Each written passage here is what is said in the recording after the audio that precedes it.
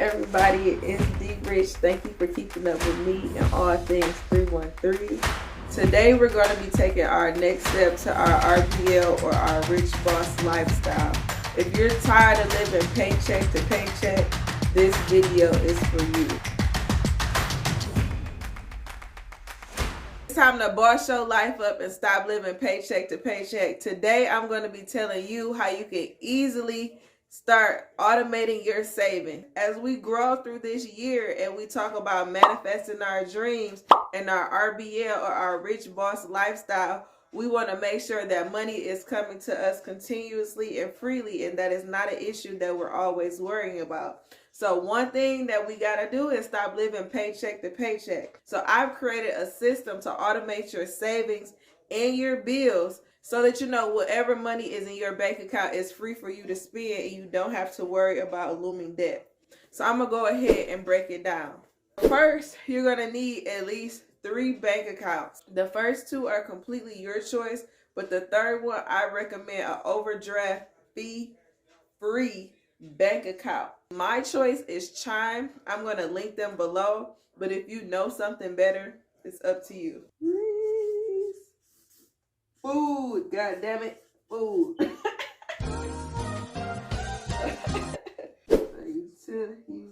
Utilities, say about 120, let's say about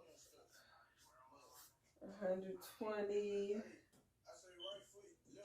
Groceries, say about 150. We got a phone bill. So basically what you want to do is you want to list out all of your monthly bills outside of your rent. So car insurance, we're going to say that's about $120. I just threw out some numbers, okay, y'all? Let's say food, 150, utilities, okay, so utilities, energy bill, water bill, whatever, $120. Phone bill, I'm just going to say $50. I hope you got a Metro PCS. Credit bill, we're just going to say $120, and then $30 cushion, that's just like extra. If my math is mathing, this climate, let's go ahead and throw some gas. Let's throw some gas in there. I'm only going to say $100, but we're going to throw some gas in there. So that is saying your total bills, not including your rent, is $690 a month. You want to take this number and divide it by the amount of times you are paid within the month. So if you're paid weekly, that number is 4. If you're paid bi-weekly, that number is 2. For the sake of the people I know, I'm going to divide it by 2 for my bi-weekly people. Okay. So you got $345. So first of all, what you want to do is you want to start by seeing if your employer supports direct deposit into multiple bank accounts. So a lot of people don't know it, but just go ahead and either check with your local HR professional, log into your ADP account or whatever Dayforce, whatever human resource information system your company uses, and see what you can use for your direct deposit. The number we just identified is $345. So if you have one of those companies that supports multiple direct deposit, what you want to do is set up a transfer of $345 to the account designated as your billing account.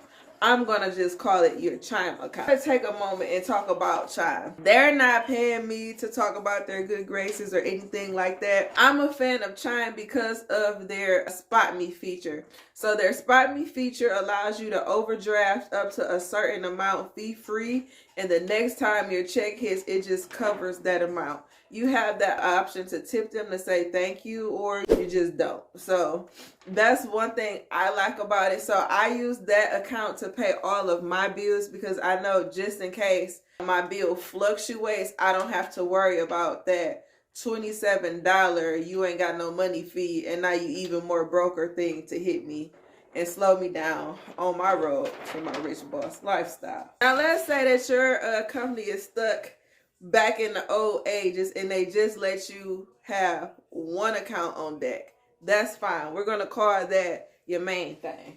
So you're going to take bank account number 1 and you're just going to transfer it to your billing account. which I identify as chime, and you can say whatever. So again, that was that 345. We're going to log into our main thing and set bi-weekly transfer of 345, a bi-weekly or also known as a repeating transfer. So you can set that up as indefinitely, or if you just want to do this for a period of time and try it out, you can have it as an end date. So that was the most complicated part of the whole ordeal. So after that, it's pretty much self-explanatory. So what you're going to do is think about the amount that you pay rent. So in this example, so let's say you pay $1,000 in rent. You want to divide that amount by the amount of times you are paid within the month. So again, we're using a bi-weekly example, which means 2. I know you can do that math. So that means you're going to transfer $500 from your main thing to your rent account. So I wrote it wrong down here. So I'm going to rewrite it. So I know you're probably thinking like, why does she want us to have 2 different accounts for my rent and for my bills? Me personally, I want nothing to touch my rent money. Rent money? Sit your ass down. Rent money. Who got the rent money? Do nothing. Nothing. But that's just me personally. So I have my rent money in a whole separate account so that I know that my bills fluctuate. For instance, DTE, fuck you. Sometimes your bills fluctuate, especially if you're somebody like me who stays in the Midwest where the weather is up and down like it is now. It was 70 degrees yesterday. It's 30 degrees today. I think it might be lower than that. So if your bills fluctuate, that amount might be a little bit more than that 345. Plus, that's why I said we did add that $30 cushion. But the prime thing is you want to make sure that nothing touches this money. So I'm not saying go get a Wells Fargo account and then go get a Chase account. These two both can be a Chase account. That's fine. I just suggest that you break them up. If you want to put them together, that is completely fine.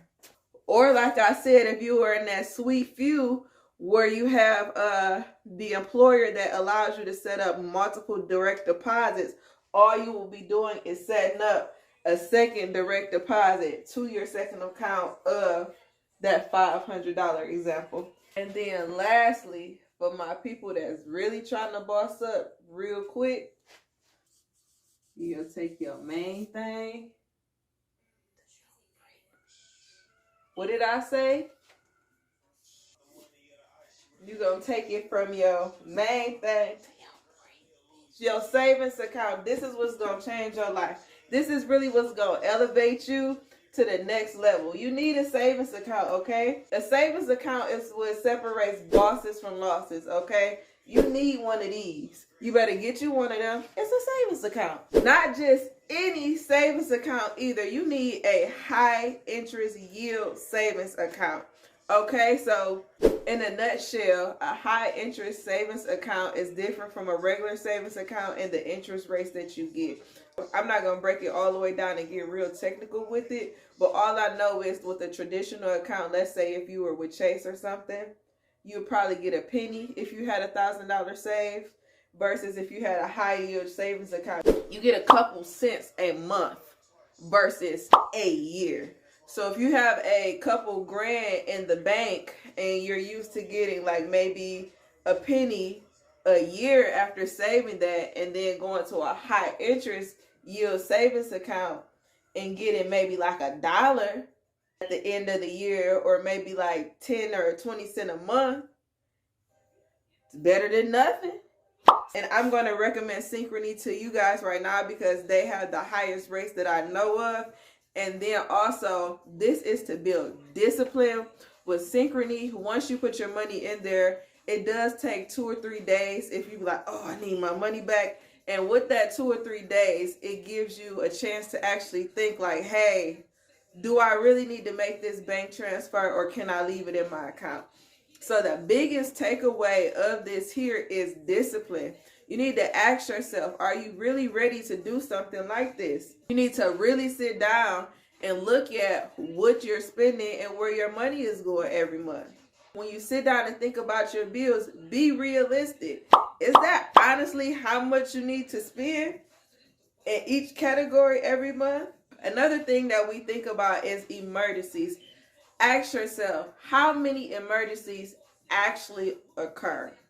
How many rainy days do we really have, and how bad does it storm? Or is that just an excuse we use to scare ourselves from saving our money? The last takeaway is, with doing this process, you have to give away instant gratification. So I know I sold you on you're not living paycheck to paycheck. Let's take it back home. Now that you have your bills being taken out, your rent being taken out, and your savings, monetary choice of your choosing, all you got left is your main thing, baby. What's in here? It's yours. You got your credit card paid for. You got your rent paid for. You got your groceries, your utilities, your phone bill, whatever left in here. This is your play money, baby. You have whatever you need to do. This is your money. I know I gave y'all a lot of information real quick and real fast, straight up in your ass. If you have any questions, please feel free to leave a comment below. Ask me anything that you want. Let me know, is this realistic? What can I clarify? What other examples do you need to see? If you need any other suggestions for any banks, feel free to, like I said, comment below or shoot me a message on Instagram. If you enjoyed this video, tell me what your RBL looks like for you. What does your rich boss lifestyle look like? What does financial freedom look like in your own terms? Thanks for watching.